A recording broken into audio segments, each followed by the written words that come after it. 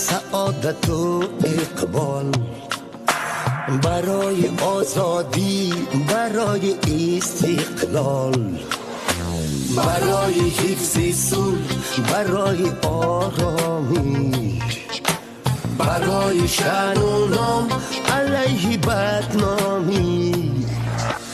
و جان سوگند میهم، رمق ها هست بر تن، کنم حفظت ز دشمن ای وطن، ای وطن.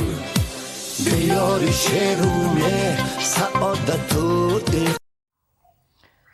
السلام علیکم برادران عزیز. برای شما کانال بهترین رو توصیه میکنم.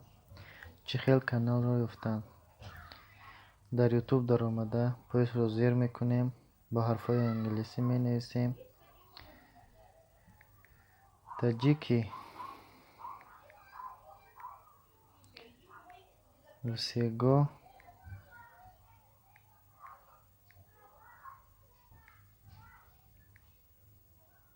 میره 08.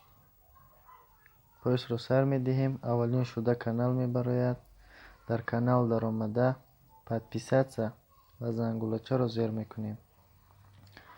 چه خیلی که میبینید در کانال ویدیوهای بهترین،